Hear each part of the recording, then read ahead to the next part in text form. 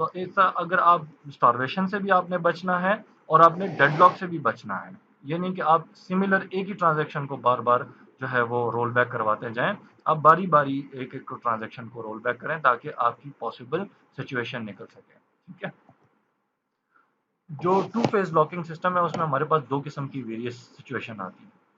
अब क्या होता है कि आपको मैंने पहले बताया कि एक ट्रांजैक्शन जब दूसरे ट्रांजैक्शन की कंप्लीशन के ऊपर डिपेंडेंट होती है, जब तक वो ट्रांजैक्शन खत्म नहीं होती है तो पहली वाली ट्रांजैक्शन की बारी नहीं आती है। अब जब आप एक ट्रांजैक्शन किसी एक स्पेसिफिक डाटा आइटम के ऊपर डिपेंडेंट है और वो फिर दूसरी ट्रांजैक्शन उसके ऊपर डिपेंडेंट है कि वो खत्म होगी दिन में, अब जब इस तरह से होता है तो उसमें से अगर एक ट्रांजैक्शन को आप रोल बैक कर देते हैं तो उससे पीछे जितनी भी ट्रांजैक्शन है वो सारी की सारी रोल बैक होना शुरू हो जाती हैं जो इनका वेट कर रही हैं। तो इसको हम कहते हैं कास्केडिंग रोल बैक। ठीक होगी बात। और कास्केडिंग रोल बैक हमारे पास दो सिचुएशन में होती है, एक strict two phase locking system में, ठीक है, और एक rigorous two phase locking system में। स्ट्रिक्ट फेज लॉकिंग सिस्टम क्या होता है कि जब ट्रांजैक्शन एक्सक्लूसिव लॉक सबके ऊपर एक्वायर कर लेती है तो वो तब तक रिलीज नहीं करती जब तक वो कमिट नहीं हो जाती या अबॉर्ट नहीं हो जाती। तो ये स्ट्रिक्टनेस है उसके अंदर। इससे हमने पाबंद कर दिया कि वो तब तक नहीं उसको अनलॉक करेगी। तो इस सूरत में फिर आपके पास डेडलॉक भी आना शुरू हो जाते हैं और इस सूरत में आपके पास कास्केडिंग रोल बैक भी होना शुरू हो जाती है। क्यों? क्योंकि वो जब तक कमिट नहीं करेगी तो ये और दूसरी ट्रांजैक्शन को इसके लिए वेट करना पड़ेगा। दूसरी ट्रांजैक्शन फिर लॉक एक्वायर कर लेगी, वो फिर वेट करती रहेगी उसका।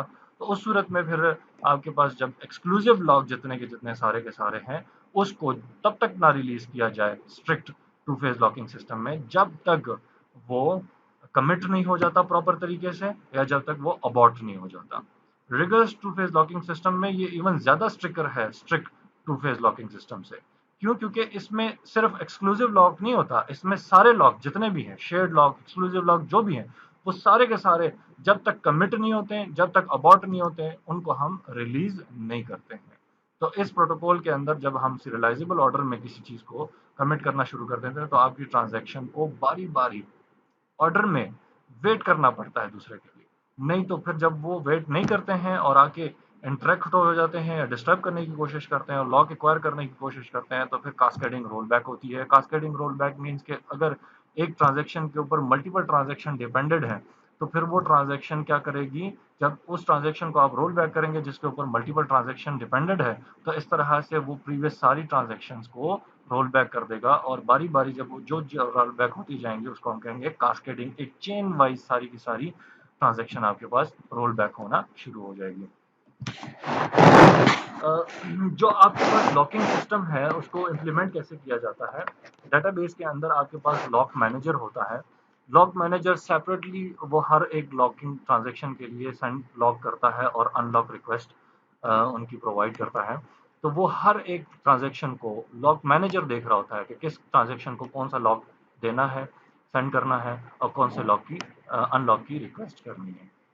तो लॉक मैनेजर जो है वो रिप्लाई करता है लॉक रिक्वेस्ट के लिए by sended by grant messages और message asking the transaction to roll back in case of deadlock.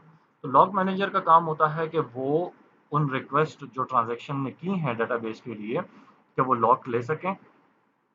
Lock manager का काम होता है कि वो उनको रिप्लाई करें, उनको परमिशंस ग्रांट करें, लॉक सिस्टम्स ग्रांट करें और देन फिर ये मैसेज भी कन्वे करें कि अगर वो ट्रांजैक्शन रोल बैक हो गई है तो ये भी उनको बता दीजिए कि आपकी ट्रांजैक्शन रोल बैक हो गई है। या फिर इन केस ऑफ एनी कोई डेड लॉक अपीयर हो चुका है जो कि उन ट्रांजैक्शन के लॉक्स में उनको प्रॉब्लम देगा, तो ये भी उसका काम होता है लॉक मैनेजर का। Requesting transaction wait until its request is answered. अब ये होता है कि जब ट्रांजैक्शन एक स्पेसिफिक लॉक के लिए रिक्वेस्ट करती है तो उसको कुछ थोड़ी देर के लिए वेट करना पड़ता है। वो एक स्पेसिफिक टाइम होता है रिक्वायर्ड जो उसको दिया जाता है कि उसके दौरान उसको लॉक जो है वो प्रोवाइड किया जाए। अगर उस दौरान वो रिफ्यूज भी कर देता है लॉकिंग सिस्टम को तो देन वो फिर उसको लॉक प्रोवाइड नहीं किया जाता। ये उसके ऊपर डिपेंडेंट है ट्रांजैक्शन के ऊपर कि अगर उसको लॉक है तो वो उस दौरान थोड़ा सा वेट भी कर सकता है लॉक मैनेजर की तरफ से ताकि एक प्रॉपर वे में उसको ये लॉक प्रोवाइड किया जा सके। लॉक मैनेजर जो है वो अपनी तरफ एक डाटा स्ट्रक्चर क्रिएट करता है जिसको लॉक टेबल कहते हैं, जिसमें सारे के सारे ग्रांटेड लॉक्स के और पेंडेड लॉक्स के जो हैं वो रिकॉर्ड सेव हो रहे होते हैं। लॉक टेबल जो है वो इम्प्लीमेंट होता है usually in memory hash table की सूरत में जिसकी इंडेक्सिंग होती है प्रॉपर की प्रॉपर। जिसमें सारे के सारे डाटा आइटम के लॉक जो है वो इनलिस्ट हो रहे होते हैं। वहाँ पर डाटा आइटम जितने भी हैं उनके ऊपर उनके लॉक स्पेसिफाइड हो रहे होते हैं। ठीक है। अच्छा, अब ये जो आपको सामने नज़र आ रहे हैं ये सारा आपके पास लॉक टेबल है। ठीक है। तो जब आप यहाँ से देखते हैं जिसमें आपको ये कह रहा है कि डार्क ब्लू रेक्टेंगल जो आपको ये वो लॉक्स हैं डार्क ब्लू वाले, जिसमें आपने इंडिकेट कर रहा है कि वो लॉक को ग्रांट कर चुका है। अब ये आपको नज़र आ रहे हैं डार्क ब्लू वाले, तो इसमें ये सारे के सारे लॉक जो हैं वो एक स्पेसिफिक डाटा आइटम, ये जो रेक्टेंगुलर शेप है ये आपके पास डाटा आइटम है 1 2 3 17 1 9 2 1912 एंड 14 144, ये आपके पास डाटा आइटम्स हैं। अब इस डाटा आइटम के ऊपर ये लॉक डिफरेंट ट्रांजैक्शन है, ट्रांजैक्शन 23 और ट्रांजैक्शन 1, ट्रांजैक्शन 8, ट्रांजैक्शन 2। अब ये ट्रांजैक्शन इन डाटा आइटम के ऊपर जिनको लॉक दे दिया गया, ग्रांट कर दिया गया है, तो ये जो डार्क ब्लू कलर है ये आपको शो कर रहा है कि ये इनको ग्रांट कर दिया गया। और दूसरा जो ये लाइट ब्लू वाला है ये शो कर रहा है कि आपके पास ये वेट कर रहे हैं, अभी इन्होंने रिक्वेस्ट की है पर इनको अभी लॉक ग्रांट नहीं किए गए हैं। ठीक है। तो ये ग्रांटेड लॉक्स हो गए ब्लू कलर वाले, ये आपको मेंशन कर रहा है। और यहाँ नीचे वेट लॉग वेटिंग में आपके पास आ रहे हैं वो जिनकी अभी रिक्वेस्ट ग्रांट नहीं हुई और वो वेट कर रहे हैं अपने लॉग के लिए। ठीक है।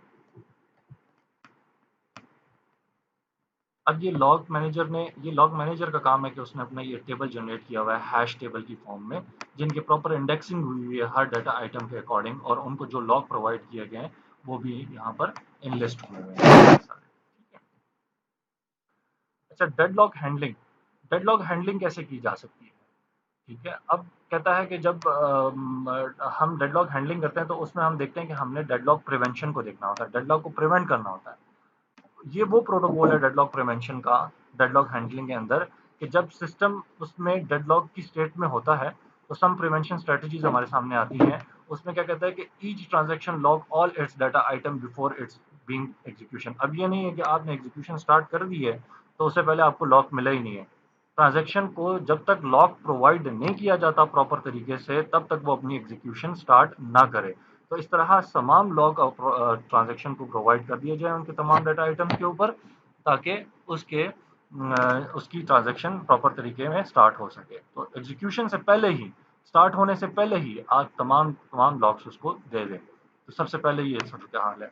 फिर impose partial ordering of all data item required that transaction can log data item only in order to specific by the partial order। ठीक है।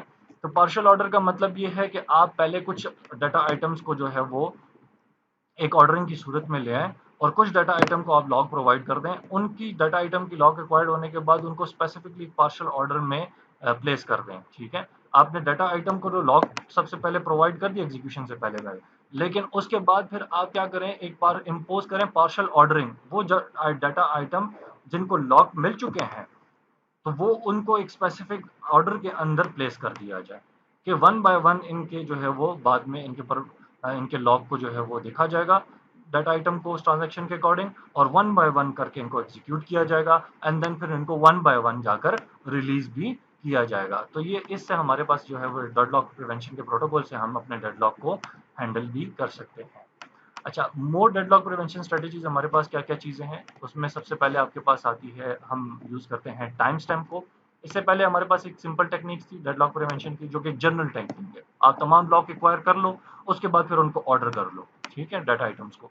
उसके बाद जो हमारे पास आता है टाइम स्टैम्प की सिचुएशन, कि आप एक डाटा आइटम को उनके स्पेसिफिक रिक्वायर्ड टाइम स्टैम्प दे दें कि ये लॉग इसको इतने टाइम के लिए एक्वायर्ड कर दिया गया है।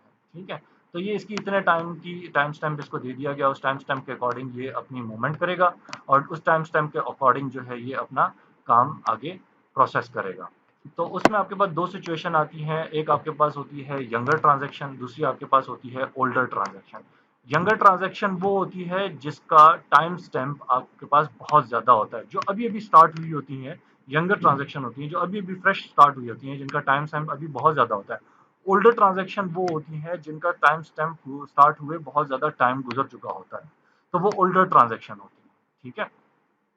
मतलब उनका टाइम स्टैम्प बहुत ज़्यादा कम होता है, अभी उनकी सारी की सारी चीज़ें प्रोसेसिंग वेटिंग सब कुछ खत्म हो चुकी होती है, बस कम टाइम स्टैम्प उनका रह जाता है।